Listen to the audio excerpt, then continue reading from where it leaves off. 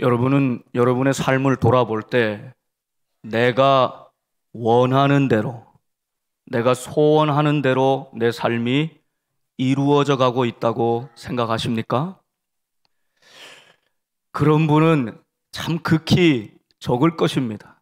그런데 내가 원하는 대로 내 삶이 되어진다고 그것이 꼭 나에게 진정한 만족과 행복을 주는 것인가? 이것은 깊이 생각해 봐야 할 문제입니다. 어린아이가 원하는 것은 당장 만족과 즐거움을 주는 사탕이요, 장난감이요, 게임기일 것입니다. 그런데 부모는 결코 아이들의 그 원하는 것을 그대로 다 주지 않습니다. 그렇게 했다가는 이빨 다 썩고 건강치 못하게 될 것이고, 공부해야 될 때, 사람들과의 교제하고 관계해야 될 때 이런 것들을 다 놓치고 그냥 게임에만 몰두하는 인생으로 자신의 인생을 낭비할 것이 뻔히 보이기 때문입니다.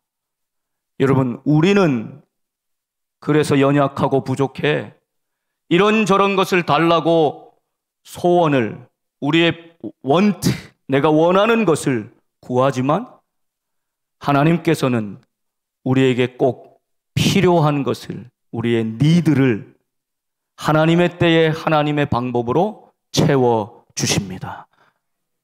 오늘 야고보와 요한 두 제자가 당돌하게 예수님 앞에 나와서 그런 아주 솔직하게 주님께 구합니다. 선생님, 아무 것이든지 우리가 구하는 바를 우리에게 해 주시기를 원합니다. 여러분, 우리가 예수님 앞에 나와도 하나님, 나의 소원이, 바람이 이것입니다 라고 당당하게 말하지 못할 때가 참 많이 있습니다. 그런데 이 야고보와 요한은 오늘 아주 솔직하게 당돌하게 예수님께 요청하고 있는 것입니다. 주님, 이것을 좀 해주시기를 원합니다. 이것이 우리의 소원입니다.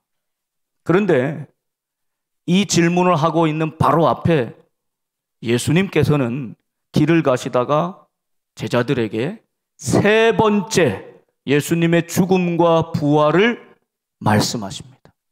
한 번, 두 번이 아니었습니다. 그때는 제자들이 이해하지 못해도 그럴만하다 생각할 수 있어요. 그런데 지금 주님은 세 번째, 제자들에게 아주 구체적으로 내가 어떻게 붙잡혀 팔리고 넘겨지고 그리고 채찍과 조롱을 당하며 처참하게 죽을 것이다. 그리고 그것이 끝이 아니라 사흘 만에 다시 살아나리라. 십자가의 죽음과 부활을 다시 한번 말씀해 주셨습니다. 그런데 주님의 이 말씀이 있자마자 야고보와 요한이 주님께, 평소에는 베드로, 야고보, 요한이 항상 함께 다니는데 지금은 베드로를 싹 빼고, 피는 물보다 진하죠? 야고보와 요한이 지금 아주 긴밀하게 예수님 앞에 찾아온 겁니다. 긴히 드릴 이야기가 있는 것입니다. 그것이 무엇입니까? 주님, 우리에게 소원이 있습니다. 꼭 이루어 주시기를 원합니다. 아주 강력하게 요청합니다. 그때 우리 예수님께서 36절 말씀으로 질문하시는데, 이것이 오늘 설교의 제목이고 주님이 우리에게 주시는 질문입니다. 너희에게 무엇을 하여 주기를 원하느냐? 그래, 너희 소원이 있다고? 도대체 그게 무엇이냐? 내가 너희에게 무엇을 하여 주기를 원하느냐? 주님이 물으십니다. 어찌 보면 백지수표를 내놓고 위임하시는 것 같은 그런 분위기 아닙니까? 그래, 얘기해봐라. 무엇 해주기를 원하느냐? 우리 시장님도 지금 예배 드리고 계시는데, 시장님, 하나님께서 시에 무엇을 해주기를 원하느냐? 이렇게 묻는다면 뭐라고 딱 대답하시겠습니까? 우리 장로님들 무엇을 해주기를 원하느냐? 하나님 딱 물으시면 무엇 해주기를 원합니까? 대답하시겠습니까? 우리 찬양대 무엇을 하여 주기를 원하느냐? 주님이 탁 물으시면 무엇을 해주기를 원한다고 대답하시겠습니까? 여러분, 야고보와 요한을 책망하기 전에 우리는 야고보와 요한에게 배울 점부터 있다는 사실을 기억해야 합니다. 야고보와 요한은 그 욕망이 야망으로 비뚤어졌든지 자신의 필요를 모르고 했든지 하나님께서 뭐 원하시는 것인지 이런 것을 따지지 않았지만 분명하게 주님 앞에 대답할 것을 가지고 있었다는 거예요. 그게 무엇입니까? 주님이 영광 중에 임하실 때, 이거는 주님이 왕으로 메시아로 오신 거거든요. 유대인들이 다 그렇게 기다리고 있었거든요. 그때 나는 주님의 오른편에, 동생은 주님의 왼편에 있게 해주십시오. 여러분, 이 요청을 듣고 여러분 어떠십니까? 우리가 야고보와 요한을 너무 매도하기 전에 긍정적으로 야고보와 요한의 입장에서 한번 생각해 볼 때, 무슨 돈이나 물질이나 이 세상의 어떤 것을 구한 것이 아니라 예수님 왼편 오른편에 있기를 원합니다. 우리가 주님을 사랑합니다. 그래서 다른 제자들 몰라도 우리가 주님 가장 가까이 있기를 원합니다. 그래서 주님의 오른편 왼편에 우리를 도와주시기를 원합니다. 그럼 이렇게 해석하고 본다면 그 마음이 조금은 이해되는 것 아닙니까?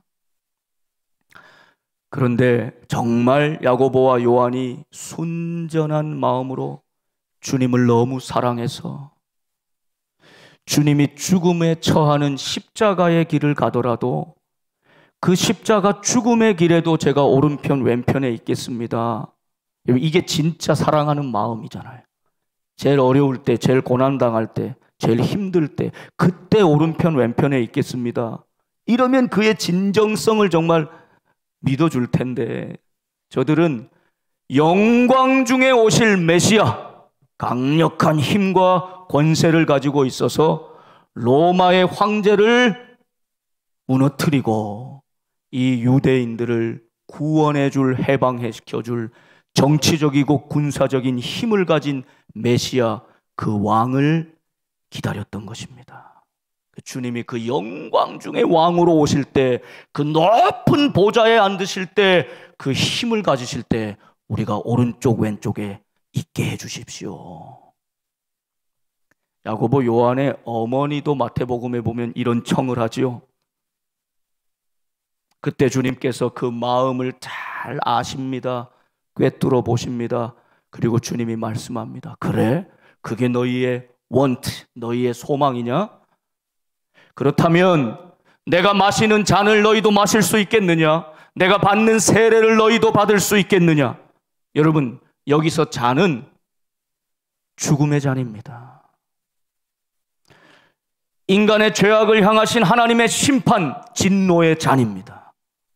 우리가 죄를 저질러서 이 죄의 값은 사망이므로 누군가는 이 사망에 대해 책임을 져야 되는데, 그것이 누가 하신 것입니까? 바로 예수님께서 우리를 대신하여 우리를 위하여 죽음의 잔을, 하나님의 진노의 잔을 받으시는 거죠. 그래서 그 겟세마네에서 기도할 때, 아버지여, 이 잔을 내게서 좀 옮겨 주옵소서. 예수님의 소망은, 예수님의 원트는 무엇이었습니까? 이 죽음의 잔, 고난의 잔을 좀 피하게 해주시면 안 되겠습니까? 이게 내 소원입니다. 그런데 하나님의 말씀은 무엇입니까? 아들아, 너에게 필요한 것은, 이 세상에 필요한 것은 네가 이 잔을 마시는 것이다. 나의 원트와 하나님의 니드가 어떻게 이루어지는지 주님이 겟세마네에서 보여주시는 것 아닙니까? 죽음의 잔, 그것을 야고보 요한 오른쪽 왼편에 앉고 싶으냐? 그러면 네가 이 죽음의 잔을 나와 함께 마실 수 있겠느냐? 세례도 무엇입니까? 옛 자아와 옛 사람이 세례를 통해 완전히 죽는 것이죠. 예수님 당시엔 침례입니다. 물에 완전히 잠깁니다. 그럼 그 사람은 죽었다. 그리고 다시 나올 때 살아나는 죽음과 부활이 바로 이 세례 아닙니까? 내가 당하는 고난, 잔과 내가 죽는 죽음과 부활의 상징인 이 세례를 너희가 함께 받을 수 있겠느냐? 야고보와 요한은 그 의미도 모르고 그 깊은 의미도 헤아려 보지 못하고 잔도 마실 수 있습니다. 세례도 받을 수 있습니다. 당당하게 이야기합니다. 그러나 예수님이 정작 십자가 지실 때 다 어디로 갔습니까? 이미 끝났다 생각하고 다 자기 집으로 돌아가지 않았습니까?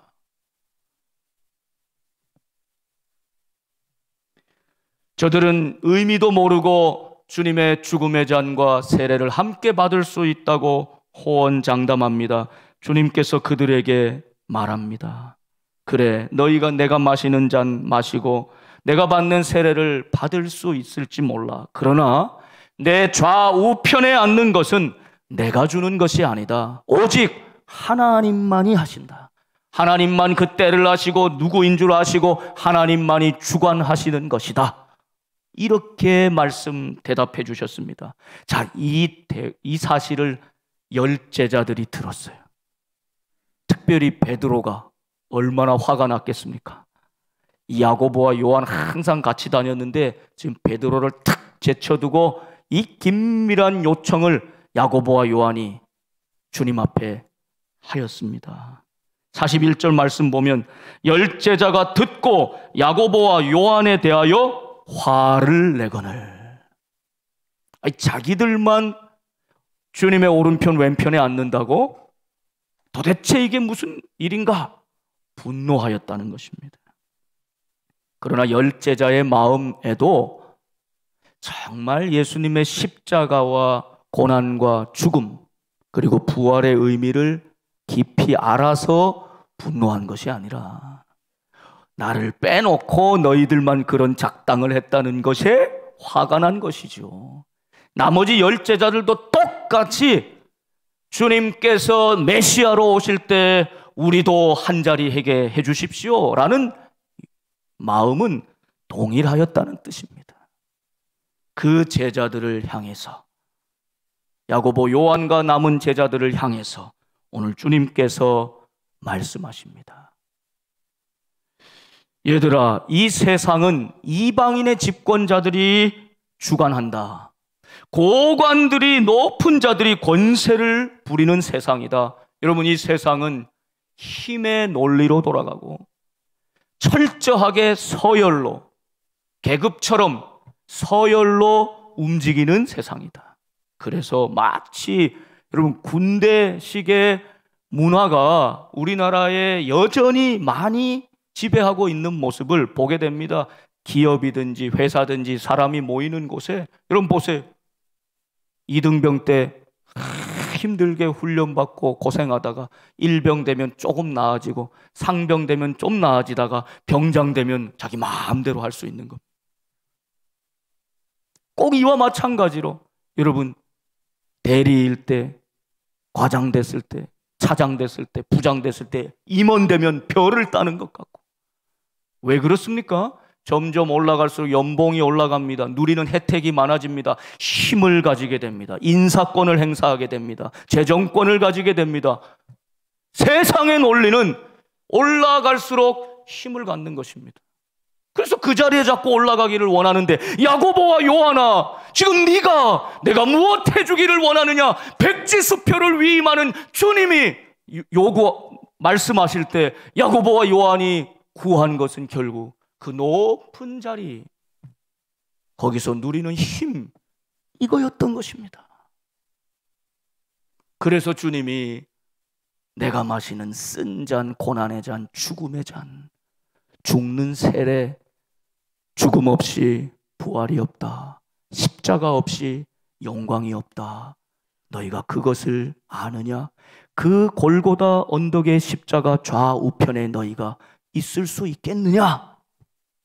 그렇게 묻고 계시는 겁니다. 세상은 힘의 논리로, 서열의 논리로 점점 올라가면 힘을 가지고 아랫사람을 마음껏 부리고 그 힘대로 살아가는 세상이지만 너희 중에는 그렇지 않을지니. 예수님이 선포하신 하나님의 나라는 완전히 다른 것이다. 역전된 가치로 살아야 된다. 너희 중에는 그렇지 않을지니. 주님이 말씀하시는 하나님 나라는 어떻습니까?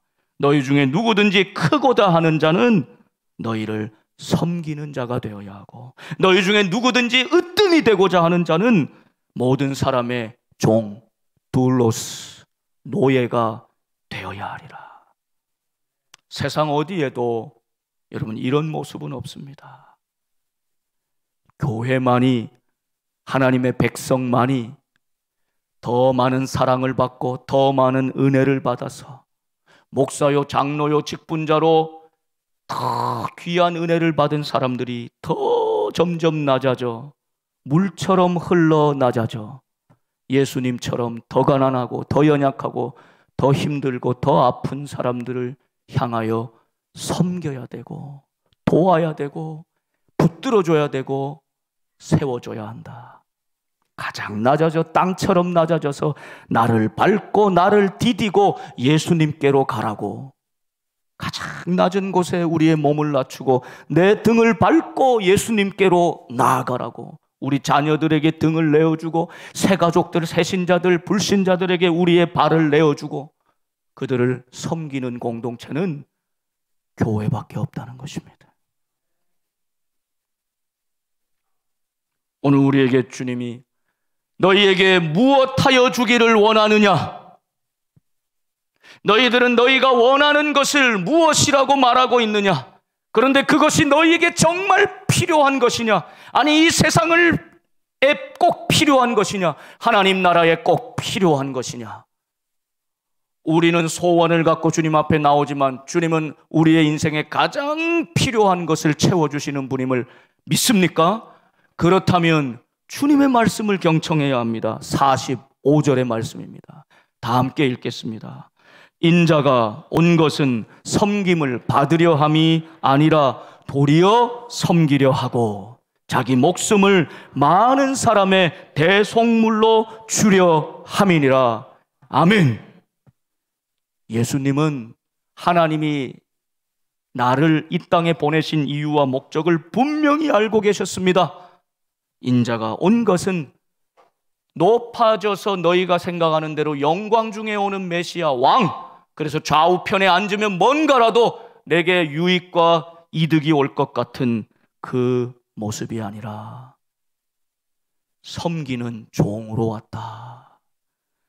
인자가 온 것 섬김을 받는 높은 자리에 앉으려는 것이 아니라 내가 낮아져 도리어 섬기려 하고 자기 목숨을 많은 사람의 대속물로 속전으로 지불해 주기 위하여 왔노라. 주려고 왔노라. 섬기려고 왔노라. 주님, 이 주님이 우리의 구원자 되심을 믿습니다. 감사합니다. 이 세상엔 찾아볼 수 없는 주님의 놀라운 이 역전시키시는 섬김의 모습이, 그 모습이 오늘 우리에게 유일한 소망이 되고 구원이 됩니다. 주님, 부족하고 연약하지만 우리도 높은 데 마음을 두고 야망으로, 욕망으로 주님 영광 중에 오른편 왼편에 앉는 자리를 탐하는 인생이 아니라 주님 십자가 깊은 자리 내려가실 때 그때 끝까지 주님 곁에 있는 진짜 제자가 되게 해주세요. 주님으로부터 그 사랑 받았기에 나도 주님 따라 그 무시당하고 억울함 당하고 능욕당하고 침뱉음 당하고, 여러분 우리는 우리의 일상 속에 조금만이라도 내 자존심이 상하고 내 억울한 일 당하면 견디기 힘들어합니다.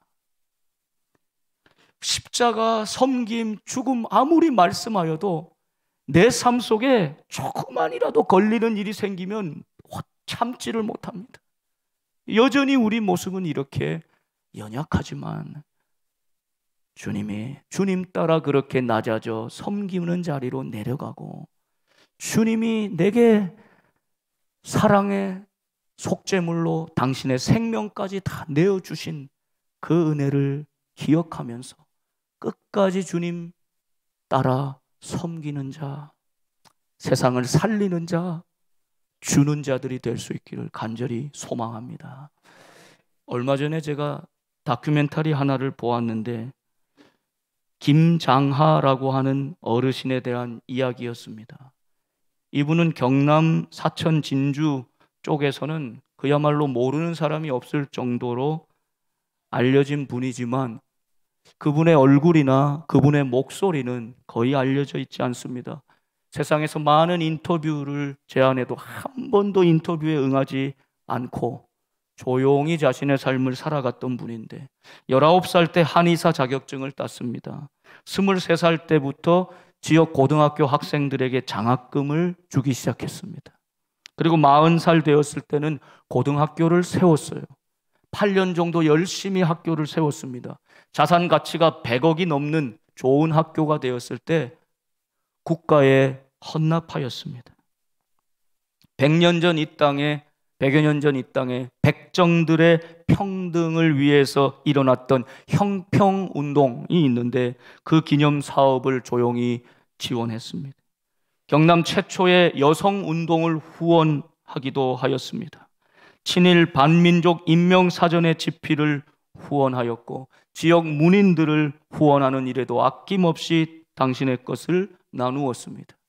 이 취재를 절대 받지 않는 분인데, 그 김주환이라는 기자를 신뢰해서 취재가 되었고, 이것을 그 경남 MBC에서 다큐멘터리로 만들었는데, 그 PD가 이분의 삶을 추적하고 탐사하면서 계속 쏟아지는 이야기들에 감동하고 먹먹해지고 마침내 부끄러워지는 그런 고백을 하더라고요. 택시 기사를 만나도, 일반 어떤 길거리의 사람을 만나도, 나도 그분의 도움을 받았습니다. 나도 그분이 도와주신 돈을 받았습니다. 이분의 일생의 놀라운 점은 그의 고요함이었습니다. 2시간 넘는 다큐멘터리에도 이분이 주인공이 아니라 그분의 목소리는 거의 나오지 않고 몇 마디 대사만 인터뷰에 나올 뿐, 수많은 주변의 사람들이 이야기합니다. 그분에 대해서. 이사장 직함이 10수개씩 있지만 전면에 나서는 일이 없습니다. 조용히 후원할 뿐입니다. 어쩔 수 없이 가야 되는 행사의 중간에 이사장 자리, 가장 잘 보이는 단상의 중앙에 보통 놓지 않습니까? 거기 앉아야 됩니다. 절대 거기 앉는 법이 없어요. 식사 자리에도 거기 앉는 법이 없어요. 늘 구석진 자리에 앉는 분입니다.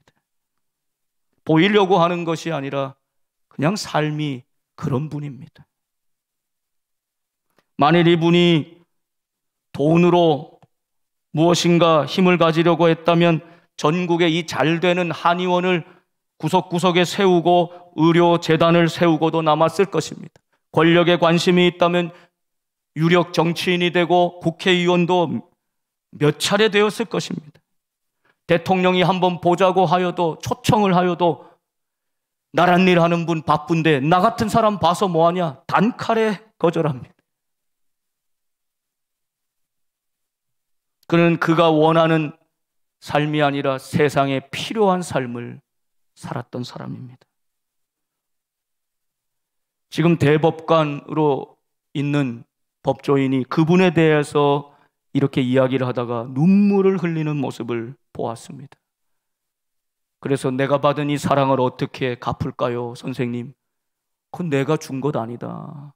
나도 수많은 사람들의 도움 받았으니 당신이 그 지혜와 능력으로 이 세상을 위해 쓰면 된다. 내게 갚을 것이 없다. 사회에 갚아라. 그거 생각하면서 눈물을 흘리더라고요. 이분이 남긴 그 몇 마디 안 되는 그 목소리로 남긴 이야기들이 있는데, 여러분 이런 지혜입니다. 줬으면 그만이지, 이것이에요. 또 평범한 사람들로 이 세상은 지탱됩니다. 그래서 평범한 사람들이 중요합니다. 그리고 이 말이 참 명언인데요. 돈이라는 게 똥하고 똑같아서 모아놓으면 악취가 진동을 하는데 밭에 골고루 뿌려놓으면 좋은 거름이 됩니다. 그는 자기 자신을 위해서 자신이 원하는 삶이 아니라 사람 농사 지으며 이 세상이 필요한 인생을 의도하든 의도하지 않았든 살아갔던 것입니다. 여러분, 이쯤 되면 우리는 다 궁금해합니다. 이분이 기독교인일까 아닐까? 제가 좀 찾아봤는데 정확히 아직 제가 찾지를 못했어요. 그런데 여러분, 기독교인이라면 가장 예수님 닮은 오늘 마가복음 10장 45절의 말씀을 삶으로 실천하는 분이실 거고, 기독교인이 아니라면 그래도 여러분 무슨 차이가 있습니까? 오히려 우리가 너무너무 부끄러워질 뿐이죠. 예수님을 몰라도 만일 이렇게 사는데, 그 삶의 모습은 가장 예수님을 닮아 있는데, 예수님을 아는 내가 이런 모양의 반의 반도 살지 못하고 있다면 한없이 부끄러워질 따름 아니겠습니까?